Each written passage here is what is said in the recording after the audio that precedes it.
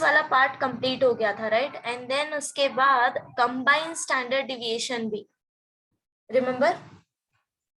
So exercise 8.3 question number 1 कर लिया था।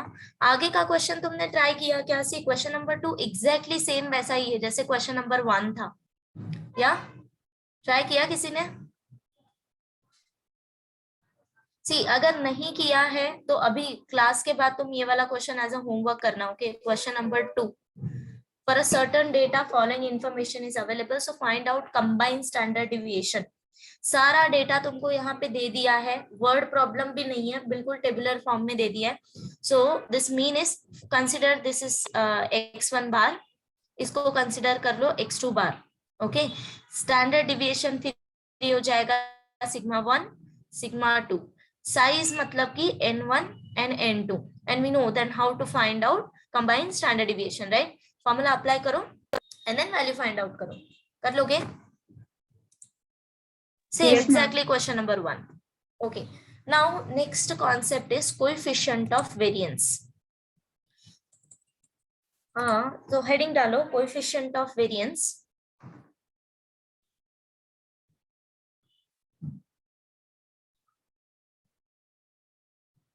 Just a minute.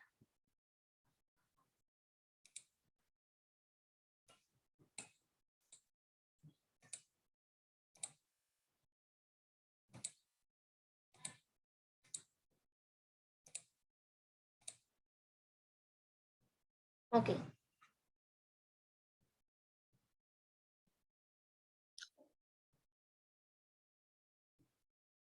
Yeah, so what is coefficient of variance? Coefficient of variance हम denote करते हैं C dot V से, okay? So ये denote, ये इसका यूज हम क्यों करते हैं? कंपेयर करने के लिए, कोई भी दो सेट दिया होगा, तुम coefficient of variance कैलकुलेट करो। For example this is group A, this is group B, okay? जैसे हमने combined data, combined standard deviation पढ़ा था ना दो ग्रुप के लिए, सेम वैसे ही suppose you have one data set as A, another data set as B, और हमको दोनों को कंपेयर करना है, ओके? कौन सा ज्यादा कंसिस्टेंट है, कौन सा ज्यादा होमोजीनियस है। Now what is the meaning of homogeneous consistent? मतलब कि फॉर एग्जांपल सपोज ये मेरा ग्रुप ए का डेटा सेट है, ओके? और अगर मैंने ग्राफ प्लॉट किया तो सपोज मुझे पॉइंट ऐसे मिल रहे हैं, ओके? तो देख रहे हो अभी यहाँ पे पॉइंट बहुत आगे पीछे, हमको कोई सीक्वेंस नहीं पता चल रहा है कि कौन सा सीक्वेंस ये फॉलो कर रहा है, करेक्ट? बट अगर मैं बी के लिए सपोज ड्रॉ करूं, कैन यू सी? या सो ग्रुप बी में the points are more compact, more consistent, और हम बोल सकते हैं कि लीनियर फॉर्म में ग्रो कर रहा है। So you get it the difference between two sets. तो अगर हमको दो डेटा सेट्स को कंपेयर करना है कि कौन सा मोर कंसिस्टेंट है, कौन सा लेस कंसिस्टेंट है, ठीक है, तो उसके लिए हम यूज करते हैं coefficient of variance. Now how to calculate coefficient of variance? It's very easy, just हमको क्या करना है, 100 into sigma upon x bar. Now what is sigma? Standard deviation, and x bar is mean. Divide करो and then multiply करो। Now question में अभी mostly ऐसा होगा कि तुमको वेरिएंस एंड मतलब स्टैंडर्ड डिविएशन एंड मीन नहीं दिया होगा, then we know how to calculate standard deviation and mean, right? तो पहले स्टैंडर्ड डिविएशन और मीन कैलकुलेट करो and then coefficient of variance calculate करो, okay? So will see questions, then you will get to know कि क्यों use करते हैं and कैसे यूज होता है इसका। So first of all you write down formula, C dot V is equal to 100 into sigma upon x bar.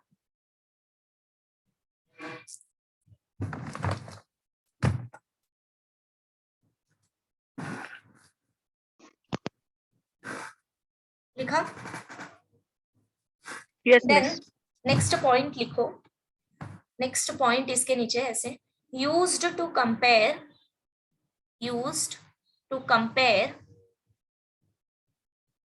variability of two distributions. Okay, we know the meaning of variability. Variability means कि points तुम्हारा कितना spread out हो रहा है, okay? हमने different method भी पढ़े, how to calculate variance, how to calculate standard deviation, These methods are used to calculate variance, and coefficient of variance used to compare the variability of two data sets. Okay, two or more data sets. Now, next point, distribution with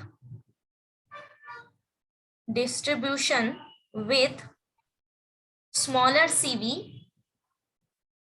Distribution with smaller CV implies more homogeneous,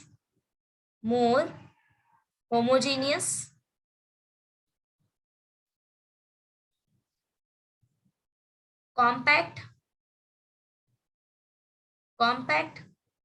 and more consistent. So that means, see, coefficient of variance jitna kam ho hamare liye utna acha hai. Okay, so your graph will be more consistent, more compact if coefficient of variance is low. Get it? Now, next, large CV implies more heterogeneous, like this, set A, less consistent,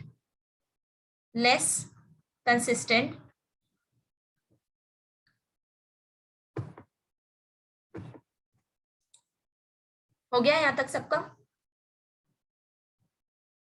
Yes, miss. Okay. Now अभी exercise पे आओ. Exercise 8.3. So question number 1 and question number 2 हो गया. That was related to combined standard deviation. Come to question number 3. Calculate coefficient of variance of marks secured by a student in the exam where the marks are sorry. अब देखो, coefficient of variance calculate करना है, so we want standard deviation and mean, right? But हमें यहाँ पे data points दे दिए हैं, data दिया है हमें, but we don't know what is standard deviation and mean. So that means it's your job to calculate standard deviation and mean. तो पहले कैलकुलेट करो. Now to calculate standard deviation we know that पहले क्या calculate करना पड़ेगा? Variance calculate करोगे तो standard deviation मिलेगा, positive square root of variance. So that's why first of all you calculate what is variance. Okay, so अगर तुमको data points दिए हैं जो कि डिस्टिंक्ट डेटा पॉइंट्स हैं, तो तुम कैसे कैलकुलेट करोगे वेरिएंस? टेबुलर फॉर्म में लिख लेते हैं. So these are your x i's value. या टेल मी वैल्यूज एक एक करके बताना. तो 91, 91, 96, 96, 88, 88, 98, 98, 82. 82. ओके, सो ये हमारे डेटा पॉइंट्स है, राइट? सी, देख रहे हो सारे डिस्टिंक्ट है, मतलब कि फ्रीक्वेंसी का कॉन्सेप्ट यहाँ पे नहीं आ रहा है. एंड वी नो दैट जब फ्रीक्वेंसी हमें नहीं दिया होता तब सिग्मा स्क्वायर का वैल्यू क्या होता है? Summation of x i square divided by small n minus x bar whole square, right? यही होता है. And what is mean? Mean is equal to summation of x i, सारे डेटा पॉइंट्स को add करो, divided by total number of points, that is n, right? करोगे फिर calculation. तो अभी देखो, मीन कैलकुलेट करने के लिए हमें सिर्फ समेशन ऑफ एक्स आई चाहिए. दैट मीन्स हम सिर्फ इसका सम फाइंड आउट करेंगे, समेशन ऑफ एक्स आई, ये वाला कॉलम. नेक्स्ट, फिर वेरिएंस कैलकुलेट करने के लिए you want this sum of x i square. So that means पहले तुम ये कॉलम फॉर्म करो x i square, and then उसके बाद इसका सम लेना x i square at the end, and then directly फिर put the value, get the answer type. तो पहले ये कॉलम फॉर्म करो, फाइंड आउट स्क्वायर वैल्यूज.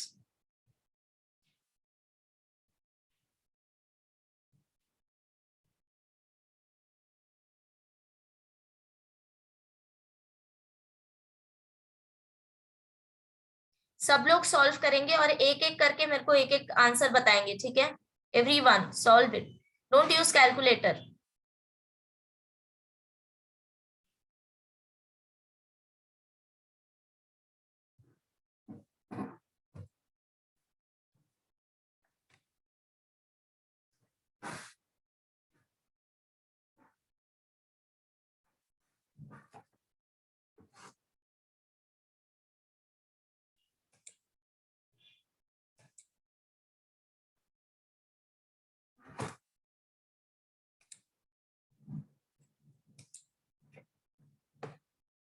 या अभिषेक, क्या है पहला square value?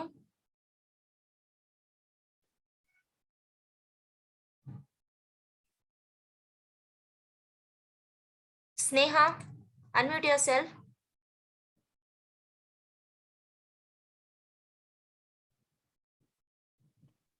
Yes. Yeah, square of 85. 7225. 7225. Okay. Next value. Anika, next value. 8281. 91 square is 8281. Okay. Next. Properly करना calculate.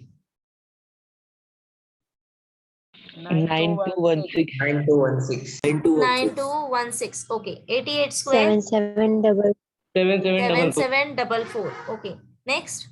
96 9604. Okay.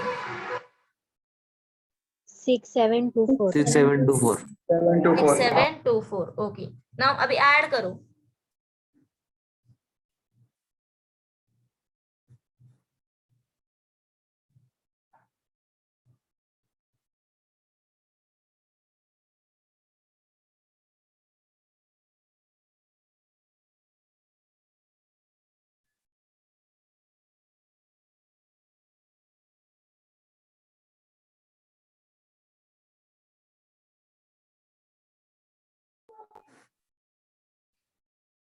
क्या मिला?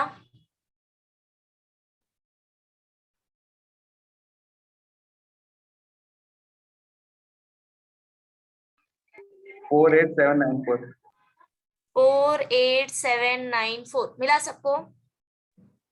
ओके, Yes, सो ये ma'am. कॉलम फॉर्म हो गया. अब डायरेक्टली अपने कैलकुलेशन पार्ट पे आओ. सो सिंस पहले एक्स बार कैलकुलेट करो. Since x bar is equal to summation of x i divided by n, so this is equal to. अच्छा, ये सम भी बताना. एक्स आई का फर्स्ट कॉलम का सम बताओ. 540. 540. 540. ओके, सो ये कितना हो गया? 540 डिवाइडेड बाय टोटल नंबर कितने हैं हमारे पास? 6, right? So this is equal to 90. 90. Okay, तो ये एक्स बार आ गया. Now calculate sigma square. So sigma square is summation of x i square, that means 48794 divided by 6 minus 90.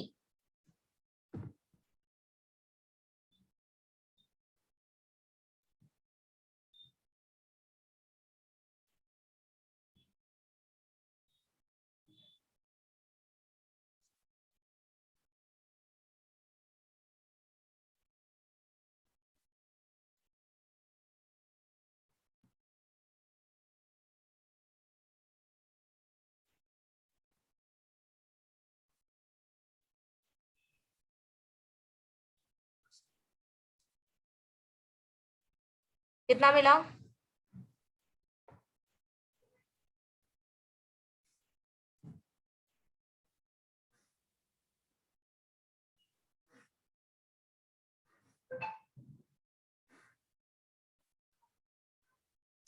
Oh, I forget one more thing here in calculation. X bar square. Yes, yes. So this should be 90 square. Calculation जरा ध्यान से.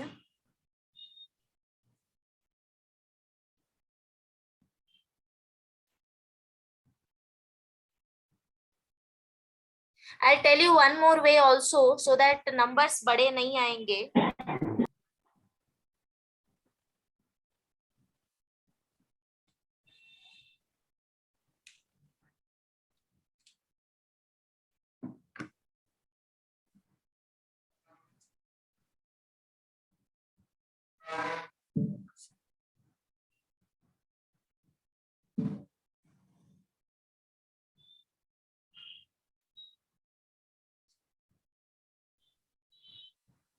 Okay, everyone getting this? Check करो एक बार. एक minute, कुछ गलत कर दिया क्या? 600. 194 by 6. Yes, yes. Yes, okay. Now divide करो 6 से. So it should be around 32.3. 32.3. 32.3. So this is your sigma square, but we want standard deviation, right? So standard deviation, that means sigma is equal to positive square root of 32.3. So square root निकालो इसका.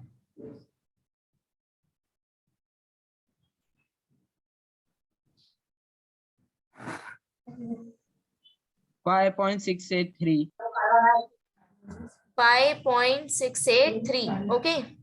Okay. Now next हमें coefficient of variance निकालना था. Coefficient of variance is 100 into sigma upon x bar. अब बस put the answer, get the answer type.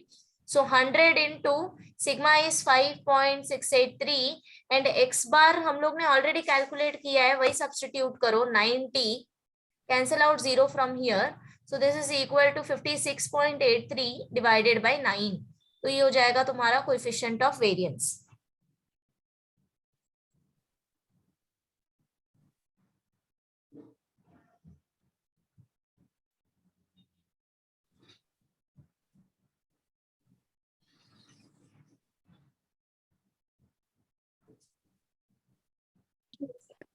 Ma'am 6.314 आ रहा है answer.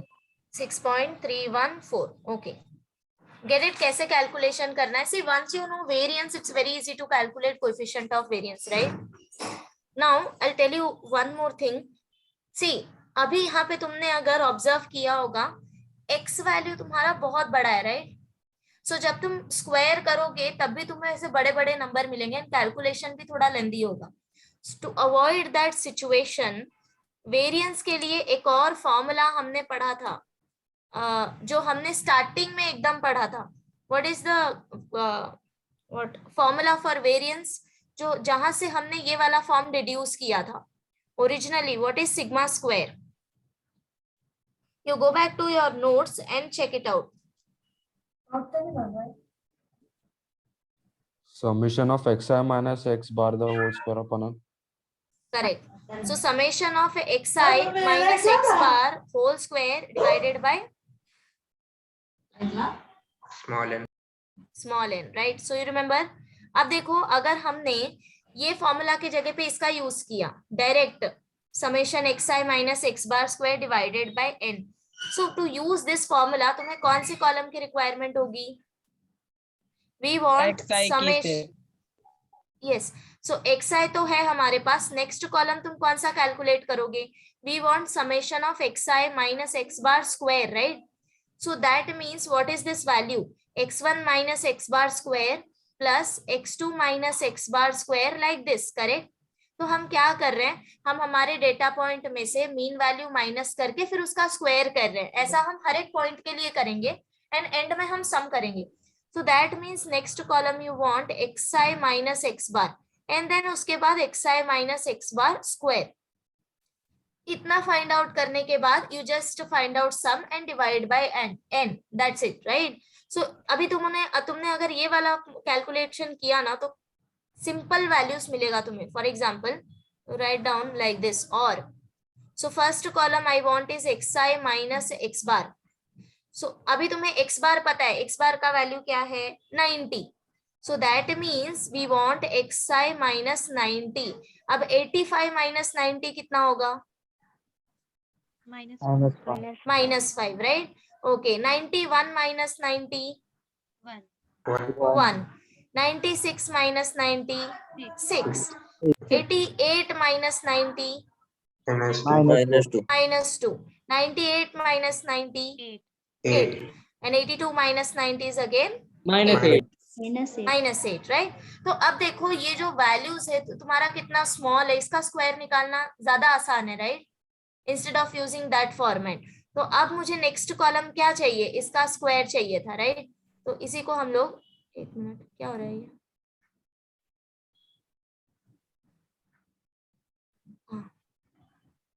एक मिनट. मैम वैल्यू 0 हो जाएगी फिर. वेट वैल्यू 0 हो जाएगी? हाउ? सी, स्क्वायर करोगे तो पॉजिटिव वैल्यू आएगा ना. See, we want square value, no? So what is 5 minus 5 square? 25. 25. What is 1 square? 1. One. What is 6 square? 36. Then ये हो जाएगा 4. 64 and 64, right? And we want sum of this value. तो इसका sum करो और जैसे ही तुम्हें ये sum मिलेगा, you directly substitute here. Sigma square is summation of xi minus x bar square divided by n. तो इसके जगह पे वो कॉलम का वैल्यू सब्स्टिट्यूट करो एंड डिवाइड करो n से. समझ गए क्या? तो ये सेम क्वेश्चन जो अभी तुमने सॉल्व किया, इसको एक और बार सॉल्व करो यूजिंग दिस फॉर्मूला और जस्ट कंपेयर करो सेम वैल्यू मिल रहा है क्या, variance. Do it for same value. Ma'am same आ रहा. सेम आ रहा है, सबको सेम आ रहा है. Okay, so I will wait for 2 minutes. जिनका कंप्लीट नहीं हुआ है वो भी इसको कंप्लीट करो. See, I tell you one more time. You just form this xi column, ये तुम्हें ऑलरेडी दिया हुआ है. Find out xi minus x bar. x bar is nothing but 90. ये हम ऑलरेडी कैलकुलेट कर चुके हैं. सो xi minus 90 कैलकुलेट करो. देन इसी कॉलम का स्क्वायर निकाल लो. ओके, एंड फाइनली इसका सम निकालो. So this is xi minus x bar square. ये हो जाएगा sum. And now use this formula. Sigma square is summation xi minus x bar square divided by n. Okay. So in short, see, formula तुम properly याद रखो and exam में calculation start करने से पहले तुम एक बार चेक करो कि किससे वैल्यू तुम्हें प्रॉपरली मिल रहा है. अगर ज्यादा बड़ा आंसर मिल रहा है so you change your method. Okay, yeah, so completed. I'll wait for 2 minutes and then okay.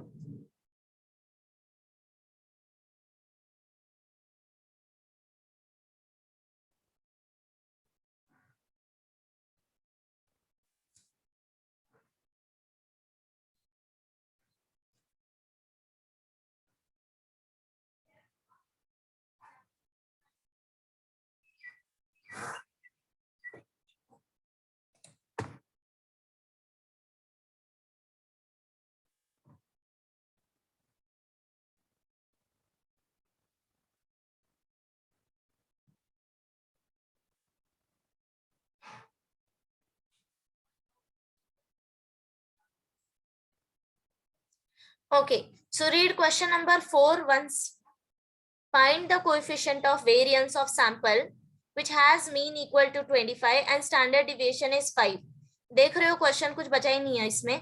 हमें दे दिया ऑलरेडी सब value. x bar equal to 25, standard deviation is 5. So how you are going to calculate coefficient of variance? 100 into sigma upon x bar. Just value substitute करो और calculation. That's it. So question number 4 is homework.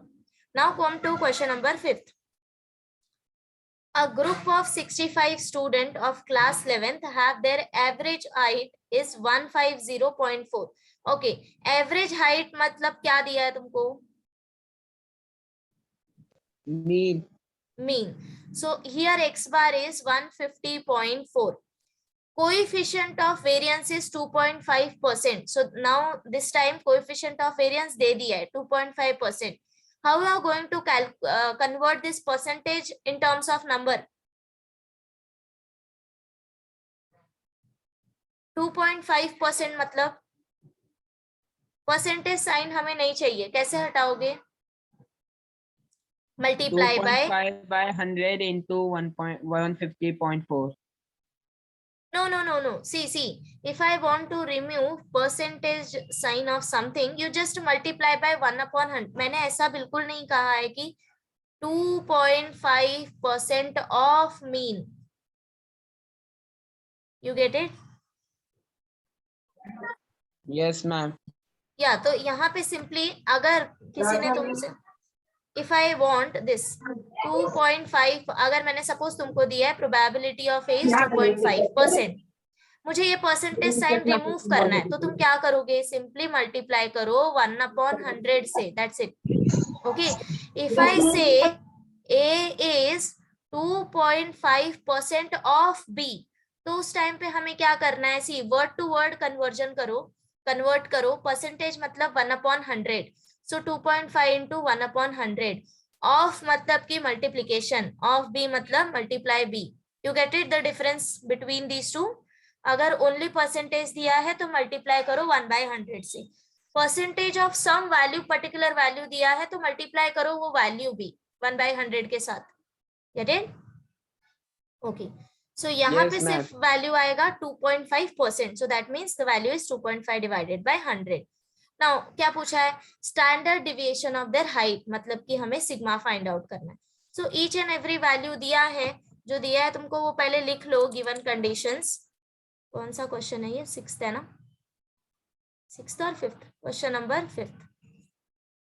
Okay, so what are the given value? Given average height, that means you consider this as x bar equal to 150.4, यही है 150.4, okay, centimeter. Now next thing, coefficient of variance दिया है 2.5%, so this is equal to 2.5 divided by 100. हमें find क्या करना है? Standard deviation. So write down formula, since we know that coefficient of variance is 100 into sigma upon x bar. Now see, जो value तुम्हें find out करना होता है उसको अकेला रखो और बाकी सबको नेक्स्ट साइड लेके जाओ। Okay, so we want value of this sigma, rest उसके साथ जो भी वैल्यू है उन सबको तुम लेफ्ट हैंड साइड में लेके जाओ। जो भी टर्म्स मल्टीप्लिकेशन में वो डिवीजन में, जो डिवीजन में है वो मल्टीप्लिकेशन में हो जाएगा। So sigma equal to coefficient of variance, 100 यहाँ पे मल्टीप्लिकेशन में है तो इधर आके डिवीजन में, x bar is in division तो यहाँ आके मल्टीप्लिकेशन में, right? Now this is equal to, अभी बस वैल्यू सब्स्टिट्यूट करो, coefficient of variance is 2.5 divided by 100 and यहाँ पे 1/100 ऑलरेडी है हमारे पास, see this value, so this is into 1/100 into, and what is x bar? 150.4। बस ये कैलकुलेशन करो अभी और बताओ आंसर क्या मिला।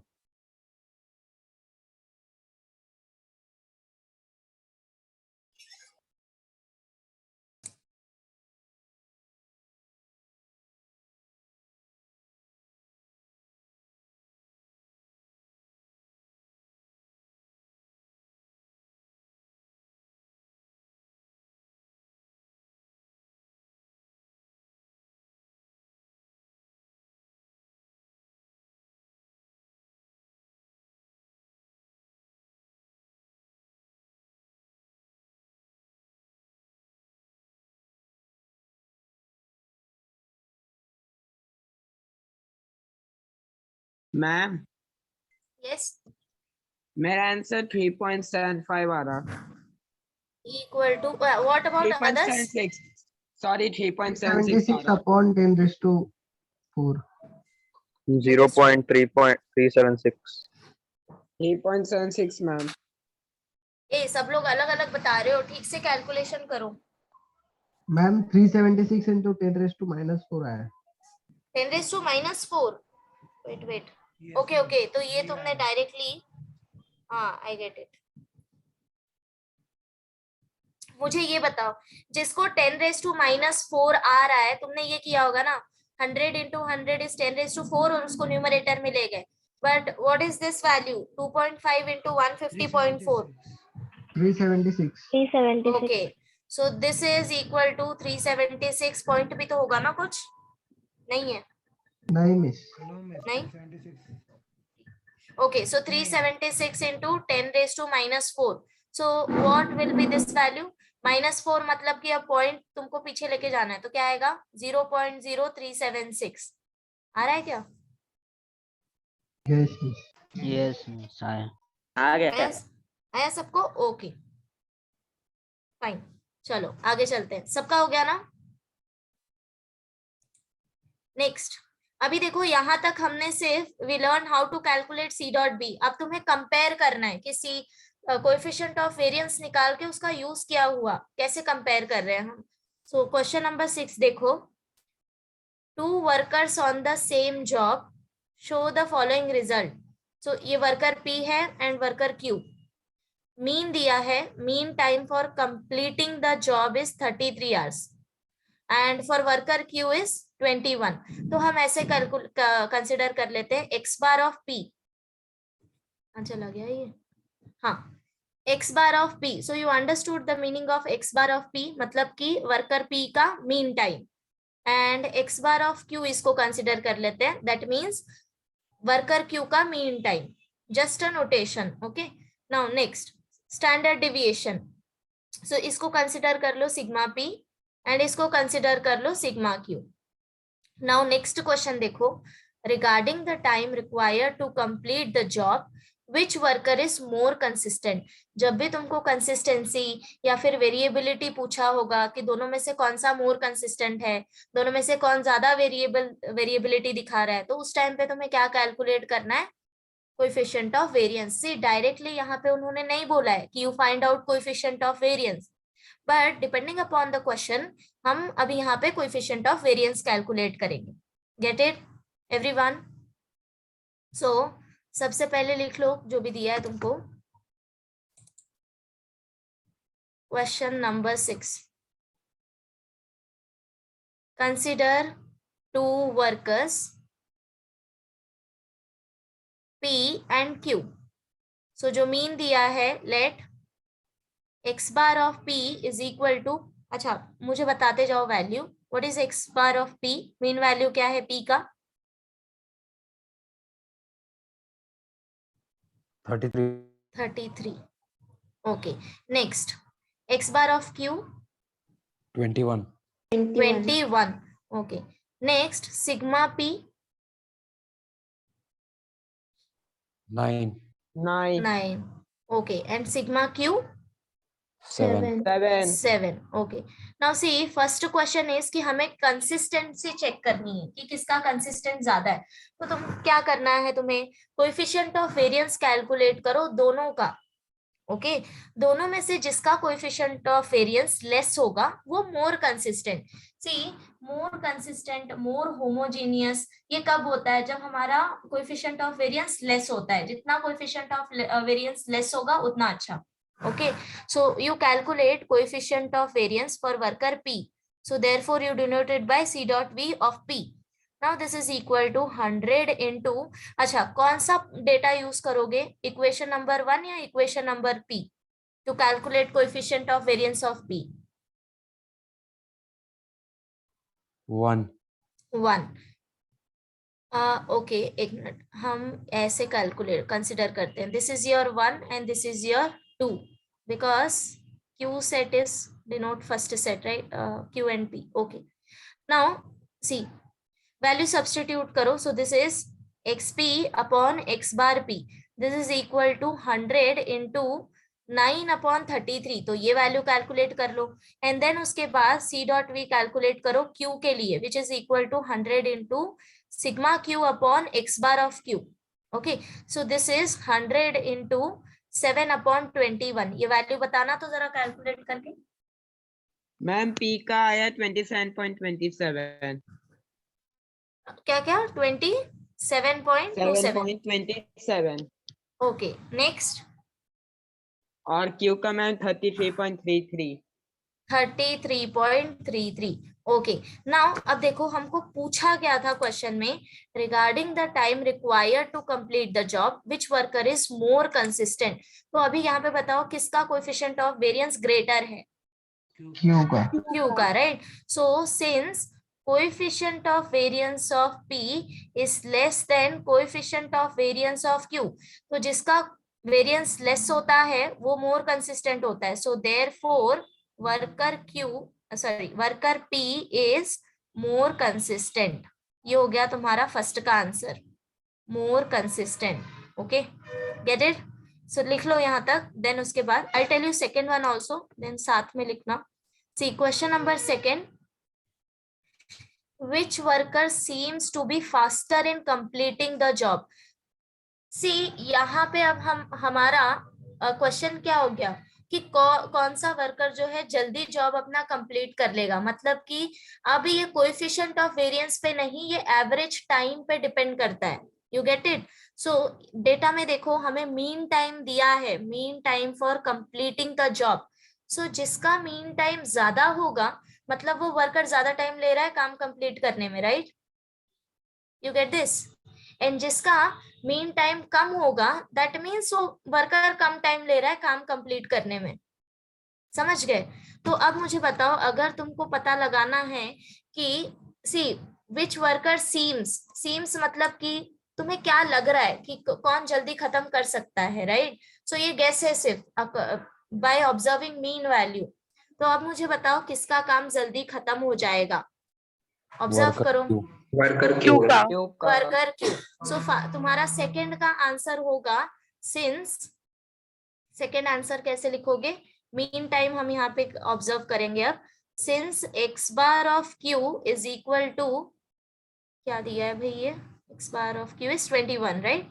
And x bar of P is equal to 33। Since x bar of P is greater than x bar of q, so therefore q will be faster, right? Yes, miss. Okay, so finish your answer.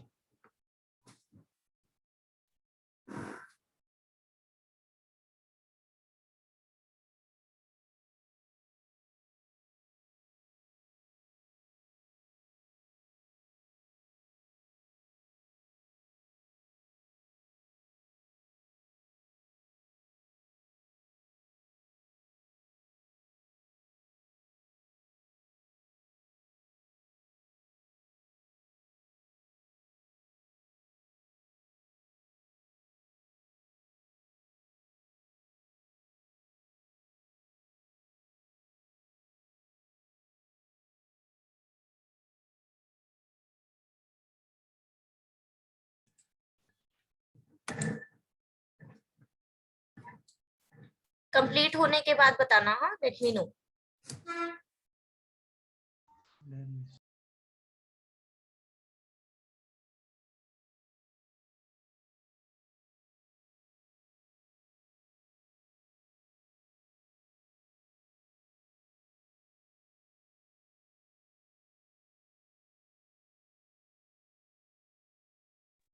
हो गया miss, हो गया miss. या just a minute, हाँ।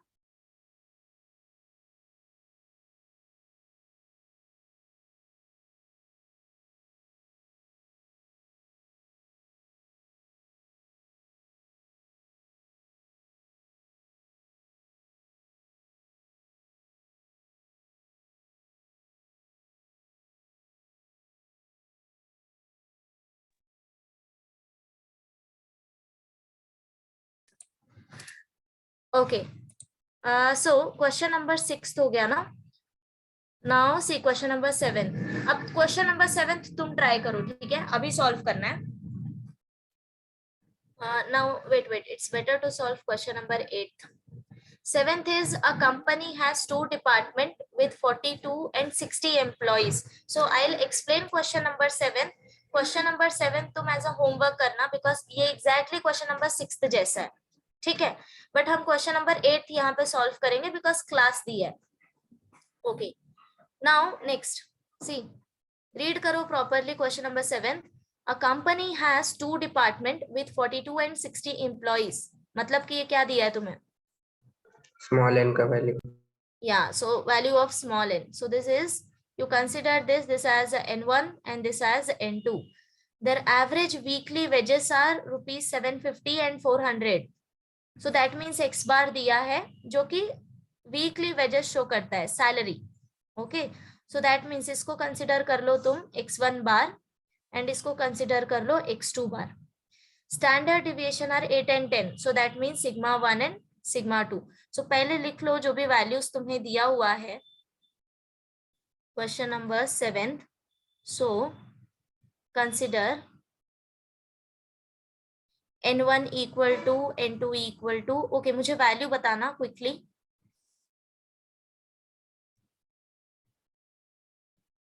या what is n1? 42 42, n2 60 60, okay, x1 bar 750 750 750 and x2 bar 400 400 480 400 400, okay.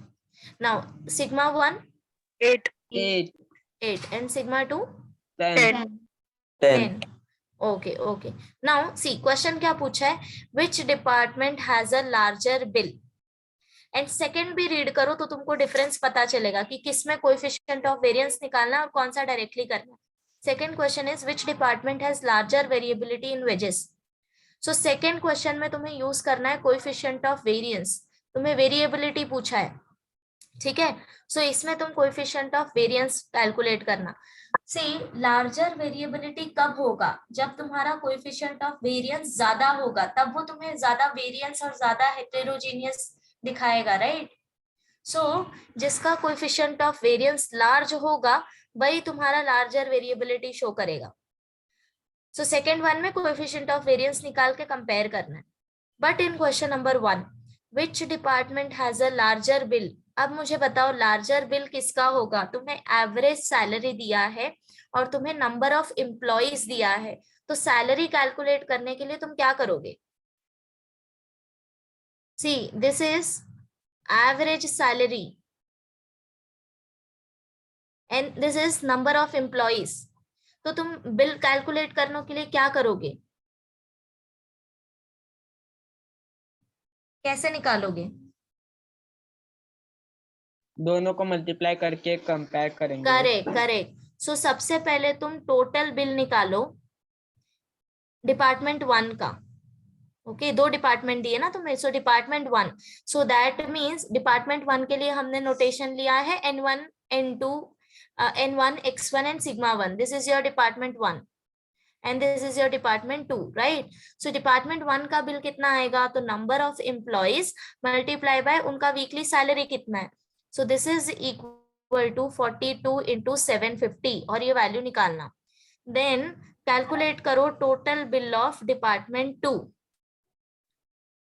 So for department 2 you multiply total number of employees into average salary, that is x2 bar, so which is equal to 60 into 400। ये value calculate करो, फिर दोनों में से जिसका ज्यादा आएगा उसका बिल ज्यादा होगा, समझ गए। तो सैलरी वहां पे लार्जर आएगी, तो तुम्हें कंपेयर करना है। Now in question number 2 you know that question number 2 में क्या करना है, coefficient of variance find out करो। So to find out coefficient of variance सबसे पहले तुमको क्या कैलकुलेट करना पड़ेगा, यहाँ पे एक्स बार तुमको दिया है एंड स्टैंडर्ड डिविएशन भी दिया है, तो डायरेक्टली आ जाएगा। Coefficient of variance for first department is equal to 100 into sigma 1 upon x1 bar and coefficient of variance of second department is 100 into sigma 2 upon x2 bar। बस value substitute करो, जो भी वैल्यू ग्रेटर आएगा उसका variability ज्यादा होगा। कर लोगे? Yes, miss. या तो शॉर्ट में ये नोट कर लो, बाकी फिलिंग द ब्लैंक्स तुम फिल करने ला एंड फाइनल आंसर लिखना प्रॉपरली।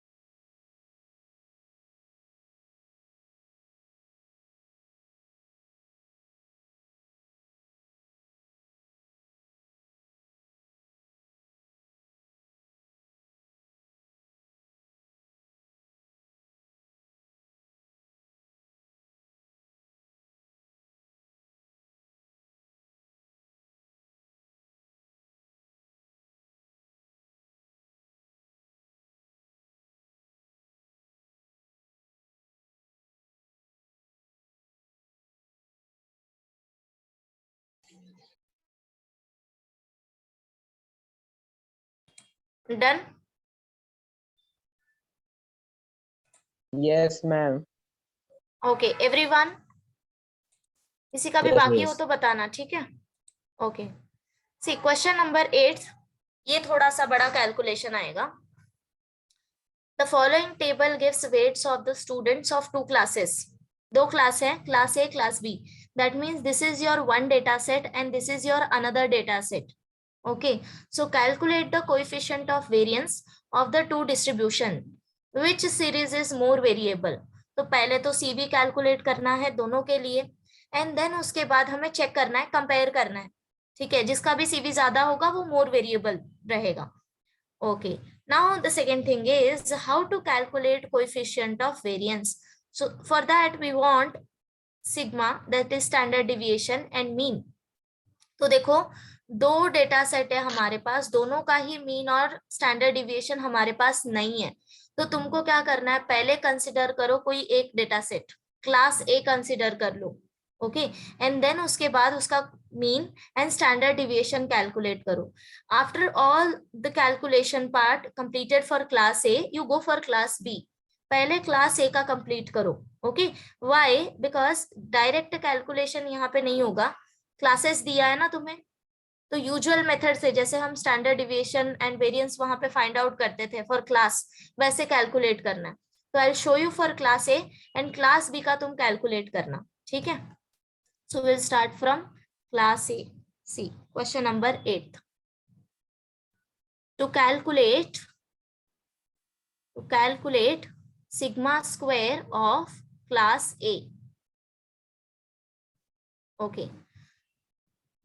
Now अब मुझे एक बात बताओ, अगर मैंने सिर्फ ये दो कॉलम कंसिडर किया, weight and class A, so class A क्या डिनोट करता है?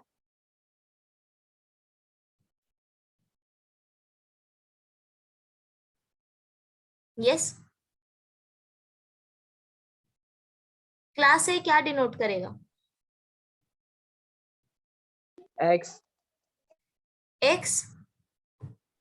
Okay. Go back to exercise 8.2. Okay. अब इसमें क्वेश्चन नंबर 6 देखो. एक तुम्हें क्लासेस दिए हैं इंटरवल्स, एंड नेक्स्ट में तुम्हें फ्रीक्वेंसी दिया है, right? So that means okay, इसमें तो डायरेक्टली फ्रीक्वेंसी मेंशन कर दिया है. इन क्वेश्चन नंबर 7 देखो, first row is your class interval, a second row is number of plants. So that means second row क्या denote कर रहा है, x और frequency? frequency, right? we know कि जब हमें class interval दिया है तो उस टाइम पे हम xi कैलकुलेट करते हैं मिड पॉइंट निकाल के, और हमें corresponding frequency दिया होता है. तो similarly here also in question number 2, in this exercise question number 8, तुम्हें वेट दिया है और वेट से रिलेटेड सी 30 से 40 का मतलब कि वेट 30 से 40 कितने बच्चों का होगा? तो क्लास ए में 22 students, 40 to 50 there are 16 students, 50 to 60 there are 12 students. Means ये मुझे क्या दिया है? एक्स नहीं, ये फ्रीक्वेंसी दिया है. Get it? समझा? So this is frequency. So this one is frequency for class A and this is frequency for class B. Class B का calculation करते टाइम frequency तुम ये consider करना. Okay, now we'll form our table. So first column तो होगा तुम्हारा class का, जो तुम्हें class दिया है वो, तो वो लिख लो पहले, मेरे साथ साथ ही solve करो.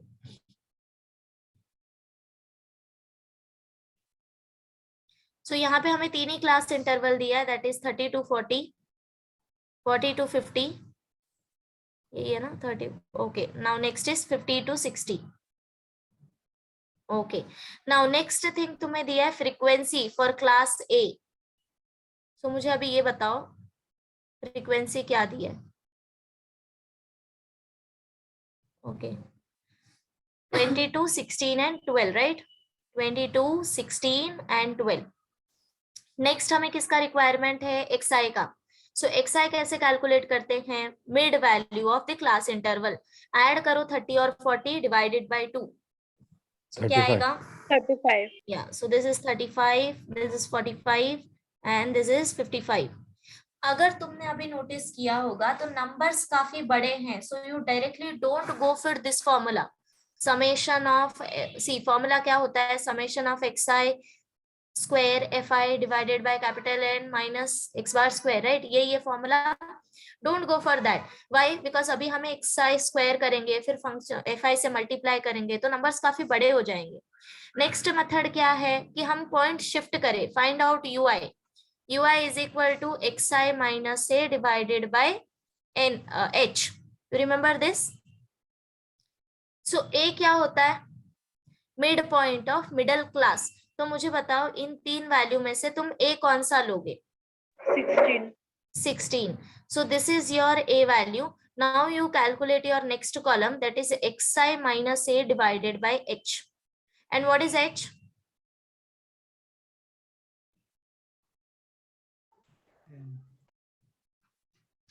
What is h? 10, right? So therefore ui equal to xi minus 16 divided by 10. So the first value क्या आएगा? 35 minus 16 divided by 10. So this is equal to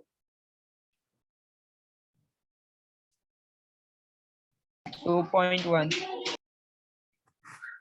2.1. Okay.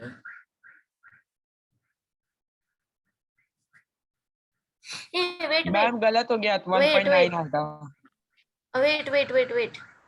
We did one mistake here. See, A is midpoint of middle class. हमने frequency वाला column observe कर लिया. So here your A is, you are also not saying me. So here A is 45, not 16. हमें XI के column से A उठाना है, frequency के कॉलम से नहीं. ओके, सो ध्यान से करना. सो that means A is 45, not 16. अभी पूरा कैलकुलेशन रॉन्ग हो जाता. सो रिप्लेस करो 45. XI minus 45 divided by 10. Now you will get proper answers. -1. Minus 1. And this is 0. 0. Next is 1. Right? आप देखो आगे का कर लोगे. Now what is xi square? 1 0 1. Right? Now अब बस हमें सम फाइंड आउट करना है. कौन सा सम चाहिए? फ्रीक्वेंसी का सम हमें रिक्वायर्ड है. तो you find out this because this is nothing but your capital N. To find out x bar, formula लिख लो पहले so that you will get to know. So sigma square is equal to, ये हम find out करेंगे u के लिए.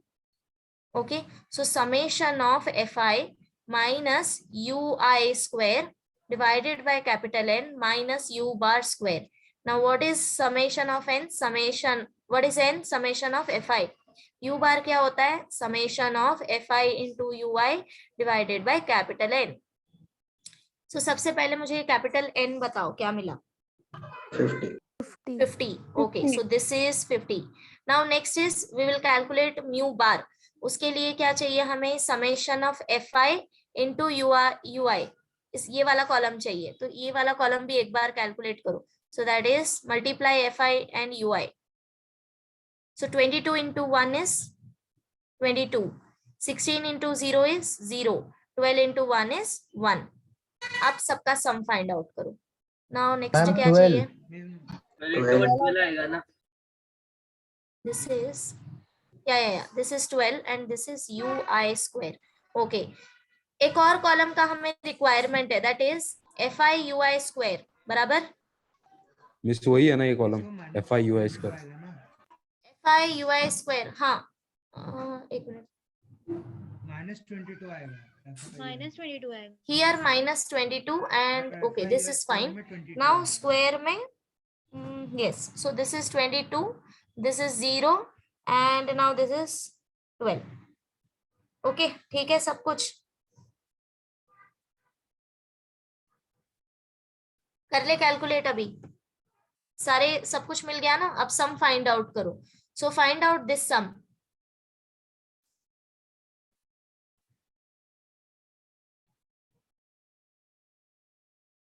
क्या मिला? -10 मिला सबको? -10. Okay. Summation of fi ui square 34. Okay. Now अब सारे वैल्यू तुम्हारे पास हैं तो कैलकुलेट करो sigma of u square, that is variance of u.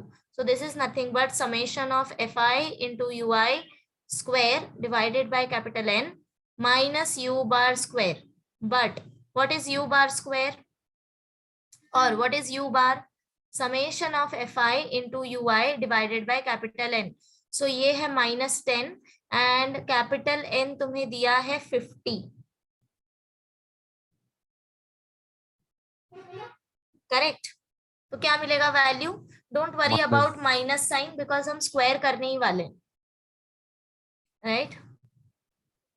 0.2 minus 0.2. minus 0.2. Now you substitute here. This is equal to 34 divided by 50 minus 0.2 square. मैंने minus sign क्यों नहीं लगाया, बिकॉज स्क्वायर करेंगे तो पॉजिटिव हो ही जाएगा। Now you solve this and tell me क्या मिला, sigma of u square.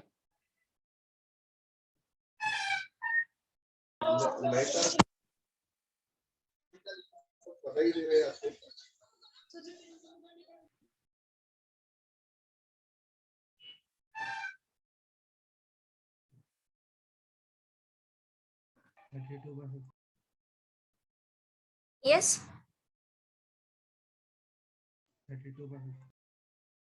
32 by E. You are not audible. 32 by 50. 32 by 50. Ma'am 0.64 आ रहा 0.64. Okay, fine. So this is variance of U. But हमें calculate करना है variance of X. Correct? X के लिए calculate करना है. So this is equal to, we know that H square into sigma of U square. Now H is 10. So ये हो जाएगा 100 into 0.64. So that means value क्या मिला? 64. अब तुम calculate करो sigma. So sigma is equal to, value क्या आ जाएगा? Square root of 64, which is equal to 8. And this is for class A. ये सारा calculation हमने class A के लिए करा है, right? Now you know Yes, what is mean and what is. हमने mean find out किया क्या? Coefficient of variance के लिए we want mean also, no? So here you want one more column, that is Fi Xi. Find out one more column. Don't get confused between X and U. U का use हमने variance calculate करने के लिए किया है. Calculate one more column here, that is Fi into Xi. Multiply these two values. So what is 22 into 35? 770. Now 16 into 45. 720. And this value 12 into 55. 624. 624. Nice, 660. 660. 660. Okay, so this is 660. अब इसका sum बताना क्या आएगा? 2150. Sum is 2150. Okay, अब हम find out करेंगे x bar. So therefore x bar is equal to 2150 divided by capital N. So capital 1 था 50. So this value will be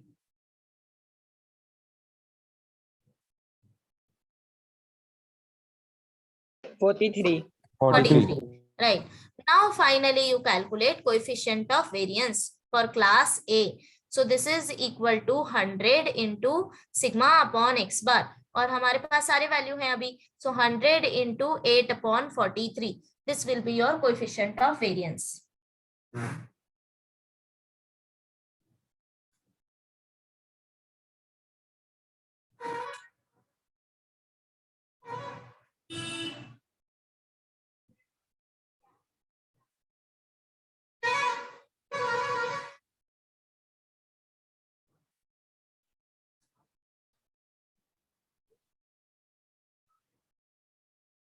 ma'am answer 18.60 आया.